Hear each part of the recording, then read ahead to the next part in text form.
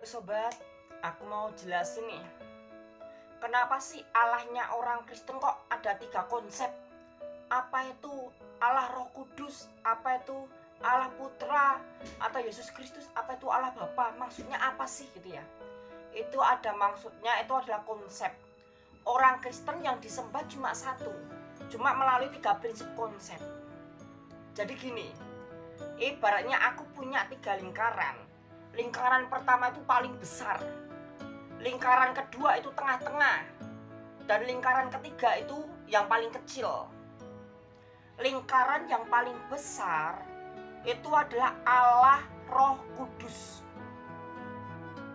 yang melingkupi seluruh alam semesta. Lingkaran yang sedang-sedang itu adalah alam supernatural. Alam supernatural itu lingkaran yang sedang, dan lingkaran yang kecil itu adalah alam nyata, bumi alam nyata ini. Jadi yang paling berkuasa melingkupi semuanya itu adalah Allah Roh Kudus. Tidak ada yang hidup di luar Allah Roh Kudus. Semua kehidupan hanya ada di dalam Allah, hanya ada di dalam Tuhan. Tidak ada yang bisa hidup di luar Tuhan. Semua yang hidup ada di dalam Tuhan. Jadi ada 3 lingkaran ya. Lingkaran pertama itu Roh Kudus, lingkaran kedua itu alam supernatural, dan lingkaran ketiga itu alam nyata. Dimana alam nyata dan alam supernatural, gampangannya itu alam gaib gitu ya. Itu ada di dalam kuasa Roh Kudus. Ada di dalam kuasa Roh Kudus. Allah Roh Kudus. Dimana Allah Roh Kudus ini wujudnya adalah kuasa. Wujudnya hanyalah cahaya. Dia tidak berwujud. Dia adalah kuasa yang tak terbatas.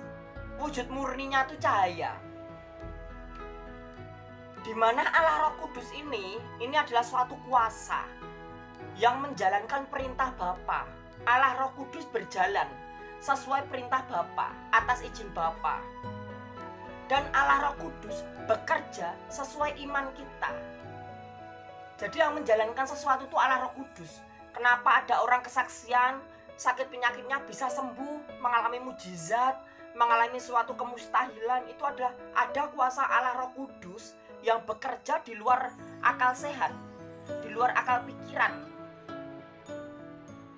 Seperti orang yang punya penyakit riwayat jantung, tiba-tiba sakit jantungnya sembuh, dia sembuh total. Itu mustahil dalam waktu singkat sembuh total. Dia lupa ada kuasa Allah Roh Kudus yang bekerja sesuai dengan iman kita. Itu Allah Roh Kudus.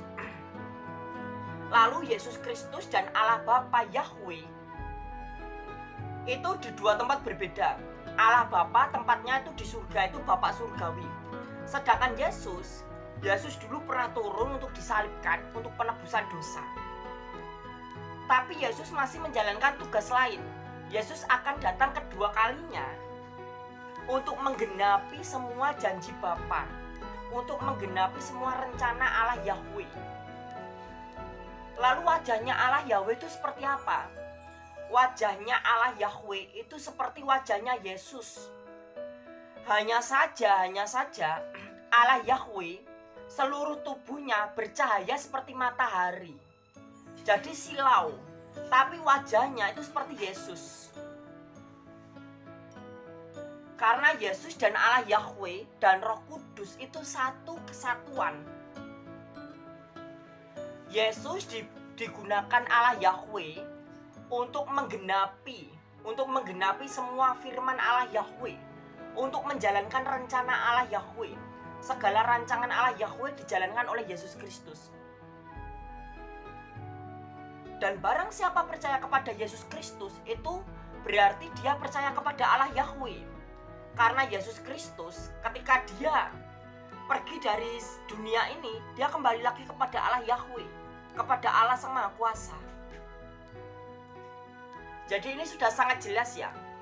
Semua alam gaib, semua alam nyata, semua alam supernatural ya, semuanya ada di dalam kuasa Roh Kudus. Semuanya ada di dalam kuasa Allah Roh Kudus. Tidak ada yang bisa hidup di luar itu. semuanya ada di dalamnya. Dan barang siapa dilempar keluar, maka dia akan binasa. Dia akan hancur. Jadi Yesus, Allah Roh Kudus, dan Allah Bapa itu satu kesatuan, mereka sama. Mereka bertiga itu sama, tetapi mereka beda. Mereka berbeda untuk menjalankan tugasnya masing-masing. Mereka berbeda untuk menjalankan tanggung jawabnya atau menjalankan hal-hal yang berbeda. Kalau Allah Roh Kudus itu bekerja sesuai iman, dan Yesus Kristus menjalankan rencana Allah Bapa. Dan Allah Bapa di surga itu hanya mengizinkan segala sesuatu yang terjadi atas izin Allah Bapa. Dan Allah Roh Kudus yang menjalankan perintah Allah Bapa. Apapun perintah ucapan Allah Bapa di alam sana, itu akan dikerjakan oleh Roh Kudus. Itu kenapa orang Muslim bilang kun fayakun, jadi maka jadilah. Semua ucapan Allah, ucapan Allah gitu ya. Yang bekerja bukan Allahnya, tapi firman Allah, yaitu kuasa Roh Kudus. Kuasa Roh Kudus yang bekerja sesuai ucapan Allah Bapa. Dan Yesus Kristus itu akan hadir untuk menjalankan rencana Allah Bapa. Semua rancangan Allah Bapa, semua rencana Allah Bapa dijalankan oleh Yesus. Saat Yesus kembali, dia akan kembali lagi kepada Allah Bapa.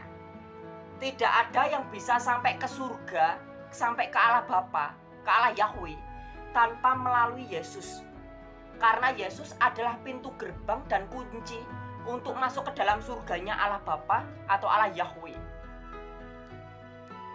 Di mana ada 3 alam. Yang pertama alam nyata, itu alam kita ya, di alam nyata ini ya. Yang kedua itu alam supernatural atau alam gaib. Dan yang ketiga itu adalah alam Roh Kudus. Ada satu lagi namanya alam Roh Kudus. Alamnya Allah Bapa, alam ilahi. Allah itu punya alam, Allah itu punya istana, punya alam. Itu namanya alam ilahi, alam Roh Kudus. Yang berkuasa atas segalanya itu adalah kuasa Roh Kudus. Dan kuasa Roh Kudus bekerja atas izin Allah Bapa. Tanpa izin Allah Yahweh, kuasa Roh Kudus tidak akan bekerja. Dan Allah Yahweh selalu membela Yesus, karena Yesus kesayangan Allah Yahweh. Dan Yesus adalah anak tunggal Allah Yahweh. Sebelum semuanya diciptakan, Allah Yahweh menciptakan Yesus. Dari awal mula Yesus diciptakan sampai Yesus kembali lagi, Allah Yahweh hanya ingin Yesus. Dia hanya ingin Yesus. Dan barang siapa percaya kepada Yesus, dia akan bersama Yesus, bersama Allah Bapa di istana surga. Jadi yang masuk surga itu adalah orang-orang yang percaya pada Yesus sepenuh hati, sepenuh pikiran, dan sepenuh perbuatan dan lisan kita. Jadi yang bisa masuk surga itu ya. Itu maksud kenapa sih Allahnya orang Kristen itu ada 3. Ada Allah Bapa, ada Allah Putra Yesus Kristus, ada juga Allah Roh Kudus. Maksudnya apa sih gitu ya? Itu maknanya sama. Mereka bertiga itu sama, tetapi mereka bisa menjadi banyak.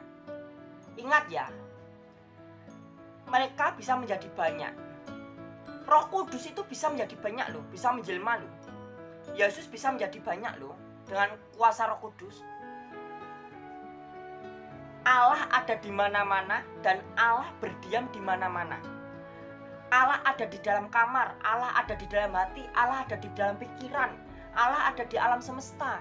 Semuanya serba ada Allah. Allah itu maha tahu karena kuasa Roh Kudus melingkupi segala hal. Itulah kilasan video kali ini. Jangan lupa klik like dan subscribe video ini.